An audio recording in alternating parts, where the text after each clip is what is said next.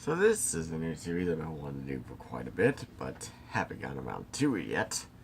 Basically, I'm gonna go through the pay-per-view. How was it, Survivor Series?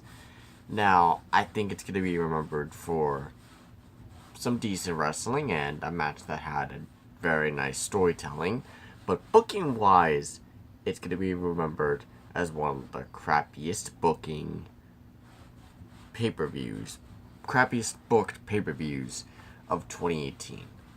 Okay, let's talk about that first. Raw took SmackDown and threw it out like it was his ex. And look, I get it. Raw's the A show. They want you to think that's the A show, but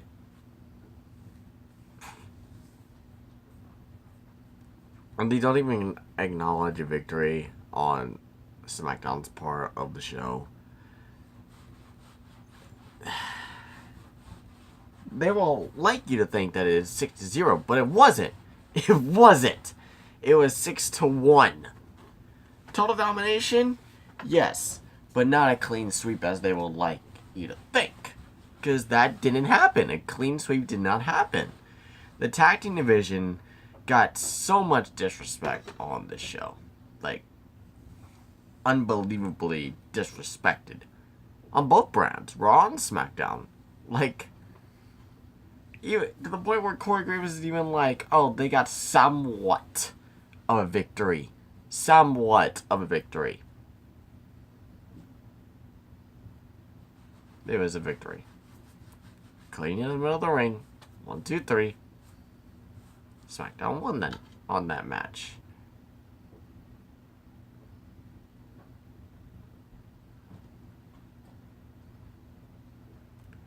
So let's go through the entire card real quick and talk about the good wrestling and the bad booking. Main show wise, Raw whipped SmackDown's ass when in the previous year, SmackDown at least put up a fighting chance. Here's the thing.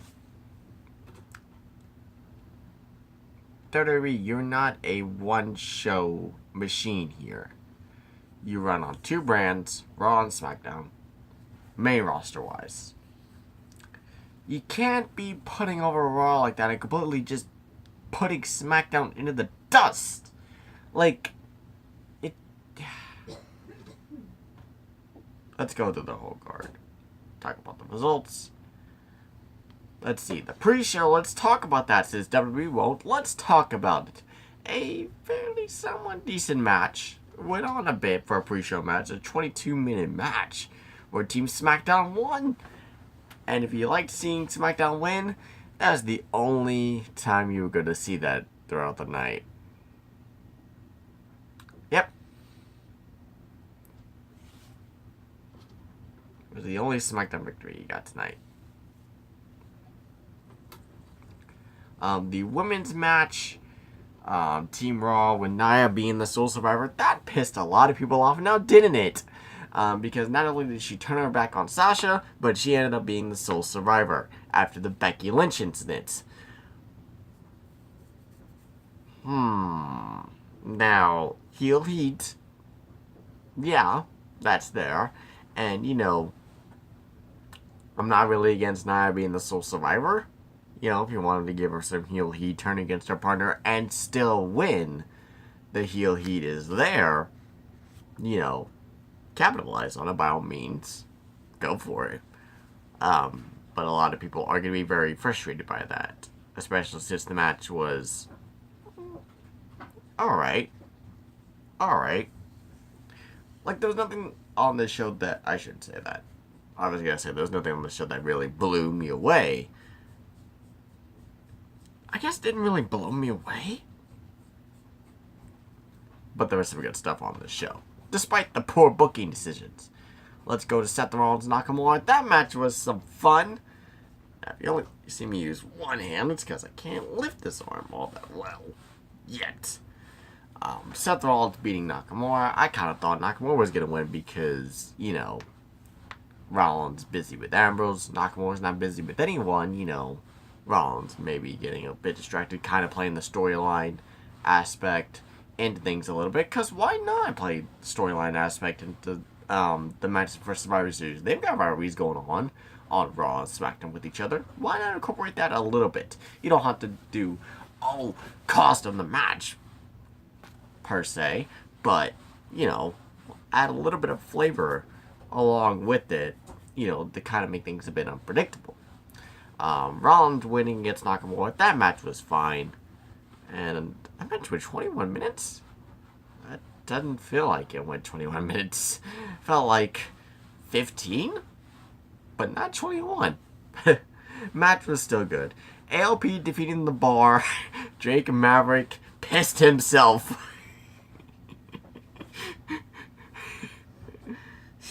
He pulled a Mr. McMahon. But AOP picked up the victory. Better than what I thought it would be, but not that great. AOP picking up the victory. Not too upset by that. Although, with the pattern that happened throughout the night, at this point, I'm thinking, okay, you know what, maybe SmackDown will fight back for a little bit, and then Raw will end up winning at the very end. Like, I was Team Blue, but I kind of thought Team Red's probably going to win again, because why wouldn't they? Because Monday Night Raw. Buddy Murphy, Mustafa Ali, that one was a bit of a break from the traditional Survivor Series deal that we had going on. Fun. Cruiserweights are fun. That match was fun. And it was a good way to take your mind off of the booking of the show, of SmackDown's burial. That was a nice little way to take our minds off of it. That was fun. Fun little break. The men's Survivor Series matchup. Now, this match really... It's hard to disappoint with this match. And the match quality itself didn't really disappoint. But there was a couple of things that I'm like... Like Joe getting eliminated that quick. Just like... Why did Joe get eliminated that quick? I know McIntyre is supposed to be built to be this big old machine. And that's fine. But... taking out Joe, taking out SmackDown's best chance, seems a bit odd to me. This is only 24 minutes as well. It did feel a little bit short, but I didn't think it was that short. But Team Raw picks up the victory after Braun Strowman came in and just cleaned house. And Braun Strowman, in my view, should not be in these Survivor Series matches, because if Braun's in the match, he's gonna win. Randy, you're talking about being the GOAT of the match, which you are, but Braun Strowman has you beat, I think. He's starting to beat you when it comes to that. Braun should not be in those matches. Ronda Rousey and Charlotte Flair. Now, this one, for something that was put together at the last minute, the competition was over at this point. Raw had already won the whole thing, so it wouldn't have really mattered. But Charlotte Flair getting herself disqualified. Snapping, so to speak. I've seen some things. I'm kind of wondering, what are we going to get from Mania? Are we going to get Charlotte Ronda as a bit of a payback thing? Or are we going to get Becky versus Ronda because, we didn't get that here? And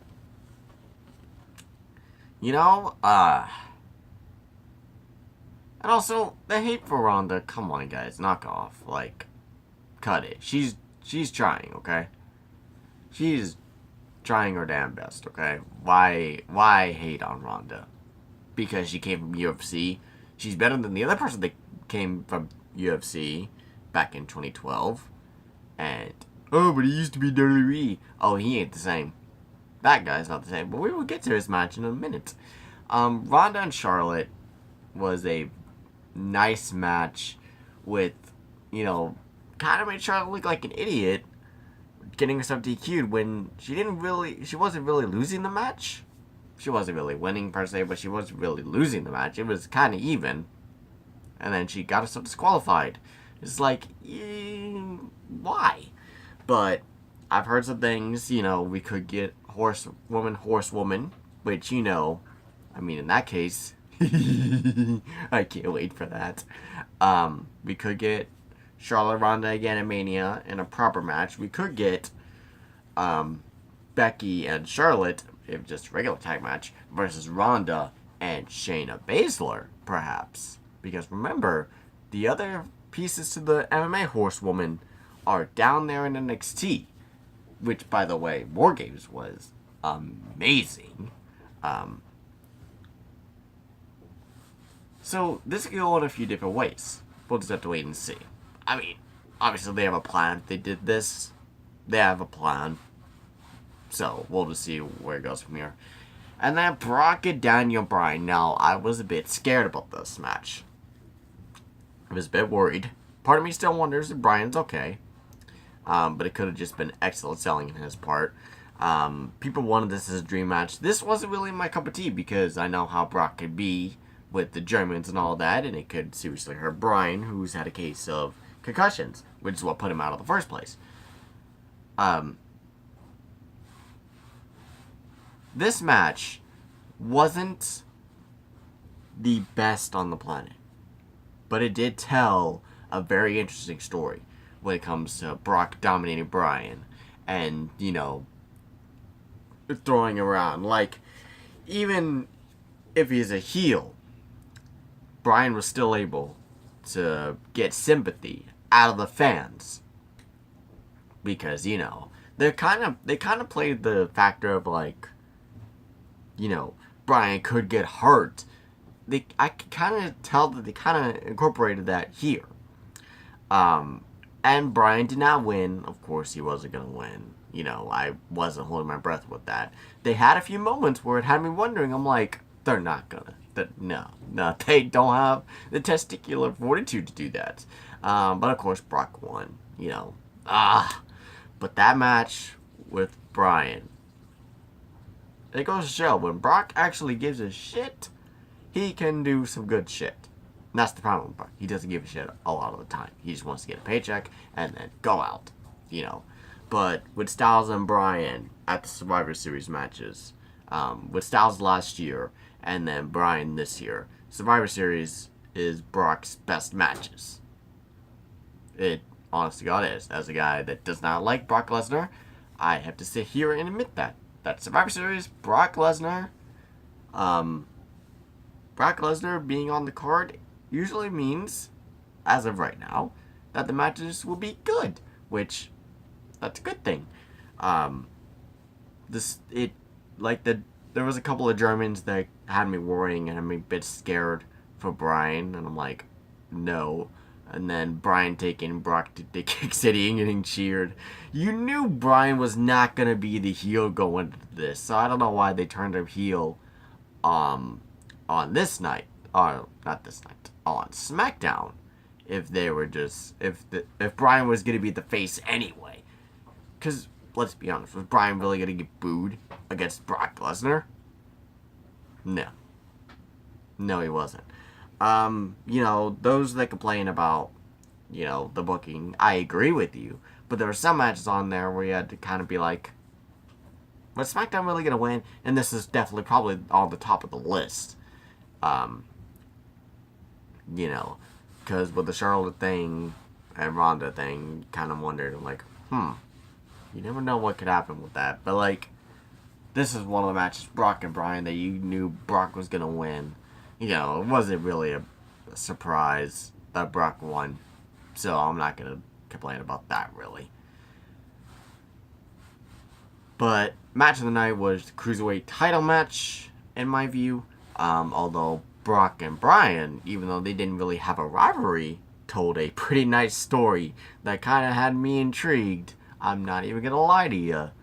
And if you say you weren't intrigued by Brock and Bryan as the match went on, you're lying to yourself. The main event was not the best main event, but it told a damn nice story that I could appreciate. Like, you could put on a show for the fans and have no story, you know, all fine and dandy, but if you've got a good story, it'll attract people more, and it'll get people to appreciate a match that might not be technically the best match on the card, but the best story of the night. They did incorporate a little bit of the outside storylines with the men's match, which was pretty nice. The women's match, they had the betrayal, Nia betraying Sasha.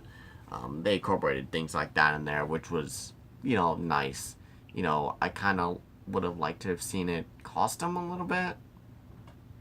Maybe it's because I was rooting for Team Blue. Maybe. Um, the big thing that people are going to remember from this Survivor Series is that WWE does not like the tag division. Honestly. WWE does not like SmackDown. Which is a big spin in the face for the show that's going to be getting that Fox deal. That's my main thing. Like, this show will be remembered for some good matches, a good storytelling main event, but booking wise, people don't like the booking wise, and not only that, but the disrespect throughout the night for SmackDown or towards SmackDown. It was 6-1. Don't let them tell you it was 6-0. No, it's 6-1, and even WWE superstars themselves, like Xavier Woods, have made it adamantly clear: hey, it was 6-1, guys. You better give us some damn respect. And here's the thing. Also, I haven't really touched on this a whole lot, but recently it seems like a lot of WWE people like Rusev, Lana, Xavier Woods have been, vocally letting the WWE know that, hey, they're frustrated with this, that, and the other thing. And that's not good. When your employees are going on social media to complain, because they obviously there's some WWE superstars that see that we as fans can be critics, and I think they're starting to see that, hey, they're onto something to an extent when it comes to certain things, and they have complaints of their own. So, like, honestly,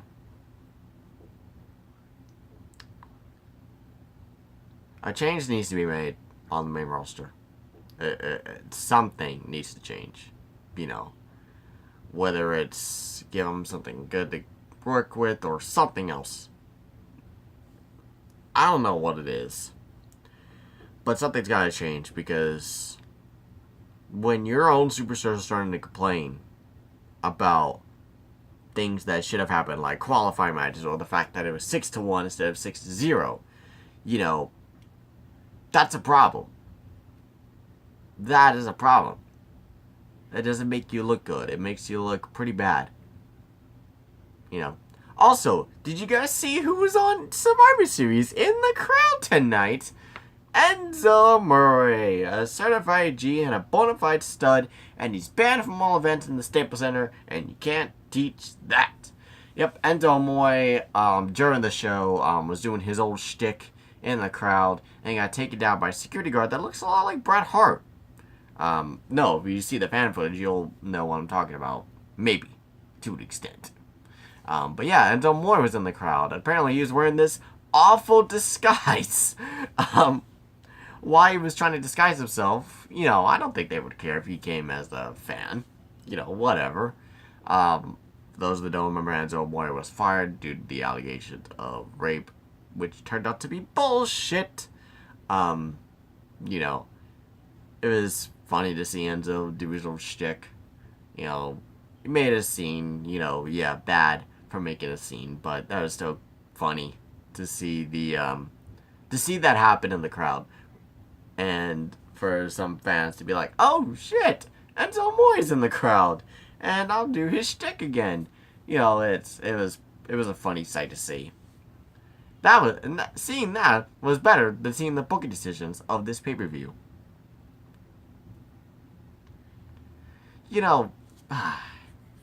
I feel like this show could have been booked a bit better.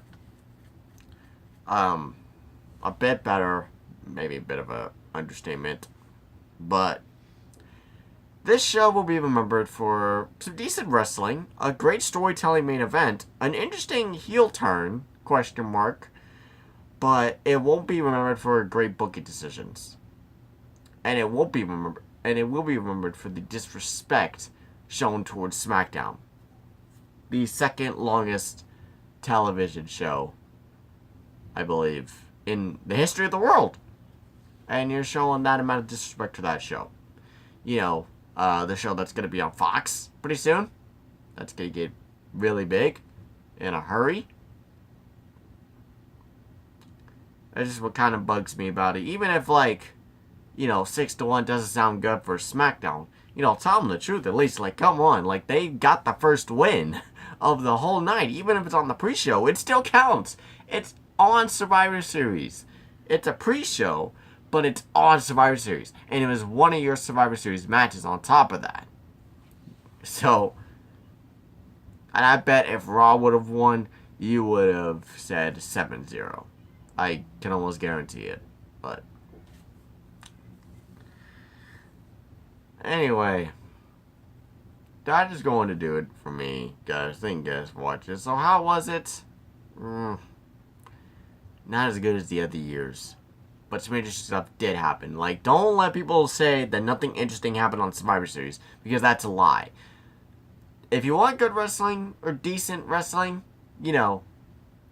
maybe give this a look. If you don't want to see bad booking, if you want to see good booking decisions, do not watch this.